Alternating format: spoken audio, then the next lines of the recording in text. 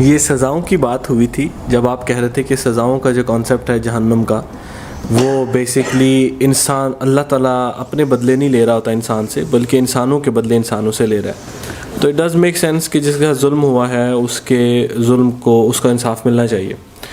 लेकिन मुझे ये बताएं कि ठीक है, मैं बहुत सारे इतनी सख्त किस्म की जो हैं सज़ाएँ वो क्यों हैं फिर मेरे छोटे ज़ाती मसाइल के ऊपर?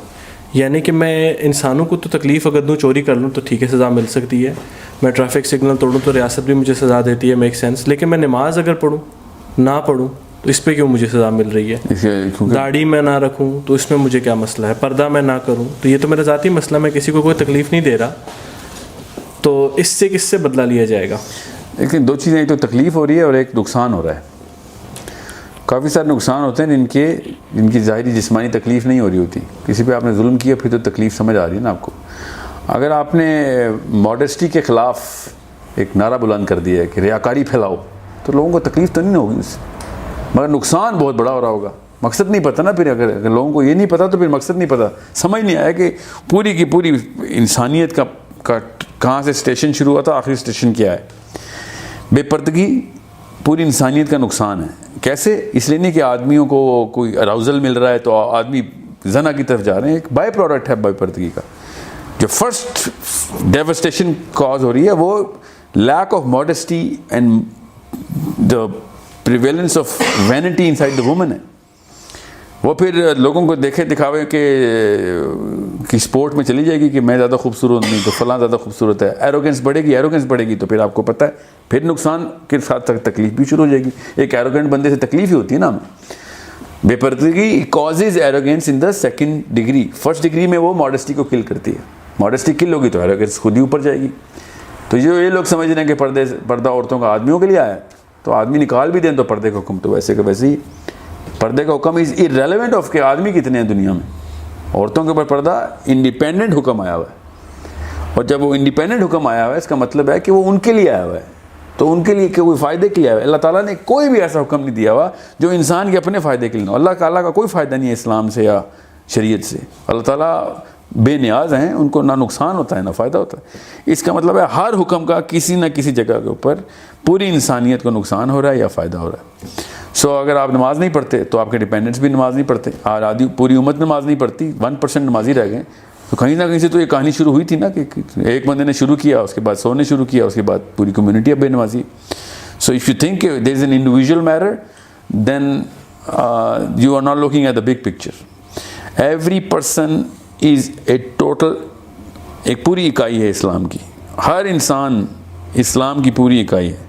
एक स्कूल ऑफ थॉट है जो कहता है हर मुसलमान इस्लाम की पूरी इकाई है। मेरा स्कूल ऑफ थॉट ये है जिसको मैं फॉलो कर रहा हूँ कि हर इंसान इस्लाम की पूरी इकाई है, वरना पूरे दुनिया पे सिस्टम नाफिज करने के लिए ना आदम को भेजा जाता। सो हर इंसान चाहे मुसलमान है या गैर मुस्लिम है, वो इस्लाम की इकाई है पूरी सिस्टम की, कि बेहतरी का सिस्टम ये है। सो अगर एक इंसान पूरी इकाई है तो उसके अंदर कुछ भी निकालेंगे तो इस्लाम को नुकसान हो रहा होगा। जैसे एक समंदर का एक कतरा पूरे समंदर को रिप्रेजेंट करता है, बिल्कुल इसी तरीके से एक इंसान उस सिस्टम को रिप्रेजेंट करता है कि जो पूरे इंसानों का सिस्टम हो। So any and every individual matter is a matter of all human beings, because it implies to wherever the dependents are, and of course the higher you go in the chain the more your dependents are। और आप अगर रियासत के सरबराह हो गए हैं फिर आप बेनमाजी हैं तो आपने तो कहानी ख़त्म कर दी। इसलिए घर में जो बाप सिगरेट पीता है उसके बच्चे भी सिगरेट पीते हैं, मिररिंग करते हैं उसको। भाई is a matter of how dependents follow the chain of how they perceive the whole world। Science में नहीं खोल रहा, इसका पूरा का पूरा इंटरनल केमिस्ट्री है हमारी। The way people mirror and the way they imitate and then mimicry starts, उसको आर्किटिपिकल बिहेवियर कहते हैं। हर इंसान अपने किसी न किसी मेंटोर को मिमिक कर रहा होता है। अब बच्चों का मेंटोर उनके माँ बाप होते हैं, हमारे मेंटोर वो लोग होते हैं जो कि किसी भी लेवल पे कॉम्पिटेंट डिक्लेयर हो जाते हैं हमारी ज़िंदगी में कि यार ये उस बंदे ने वो वाला मकसद अचीव किया जो मुझे भी चाहिए था। आप नेचुरली उसको मिरर कर रहे होते हैं। अब बिल्कुल इस तरीके से ऑल इंडिविजुअल मैटर्स, स्पेशली आदमी ज़ात का, तो औरतों को तो इतनी सोशल एक्सपोजर नहीं मिलता, आदमियों को तो हर जगह के ऊपर कोई ना कोई आपकी डिपेंडेंट मैट्रिक्स नीचे से क्रिएट हो रही होती है। So if you are a बेनमाजी देन यू क्रिएटिंग बेनमाजीज। If you are not a guy who follows the policy by the letter, you are spreading or deleting all the letters inside the books of people। This is how big the matter is. So it can only be understood if you understand that a drop of ocean is the ocean. It has every single attribute of the ocean. Just like that, every single human being is the unit of the universe, especially the human community. And anything that he does is going to affect the humanity. He represents it and he gets affected by it and he affects it in turn as well.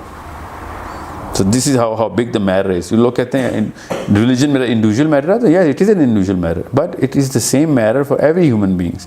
So as soon as you're going to disrupt it, then it's not your individual matter. Otherwise, it was given as an individual matter.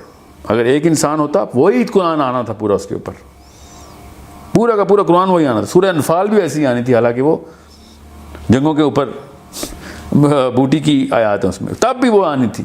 इतना बड़ा मसला है कि अगर आप एक इंसान को एज अ यूनिट ना समझें, जैसे ही आप उसको यूनिट डिक्लेयर करेंगे तो आपको पता चलेगा यार फिर इसके लिए तो और लोगों की भी ज़रूरत चाहिए थी, वरना तो ये सिस्टम ही नहीं पूरा होगा. तो अल्लाह ताला ने कहा ठीक है, पहले से शुरू से ही मैं एज अ फैमिली मैटर शुरू करूँगा इसको, आदमी के साथ औरत, औरत के साथ बच्चे, और फिर पूरा का पूरा एक कम्युनिटी सिस्टम क्रिएट हुआ. जब पूरा कम्युनिटी सिस्टम क्रिएट हुआ तो कुरान पाक की पूरी सेंस समझ आ गई कि यार ये तो बड़े मसाइल हैं जिसके साथ ह्यूमन कम्युनिटी के होने की वजह से मसाइल हो रहे हैं, उसके हल साथ साथ पहले ही आए हुए, पहले हल आया हुआ, बाद में मसले नजर आना शुरू हुए. As soon as you get to understand that, then you will understand where your placement is inside the globe, what part of implications are based only on your sole actions. और तब आपको पता चलता है इतनी बड़ी जिम्मेदारी मिली हुई है स्पेशली एक आदमी को कि मैं कदम भी उठाऊंगा तो पीछे से इधर उधर हिल जाएगी पूरी की पूरी जो ह्यूमन सोसाइटी है, स्पेशली पीपल और able age and able decisions, जो एबल माइंड जो कि डिसीजन मेकिंग लेवल रोल के ऊपर आ गए.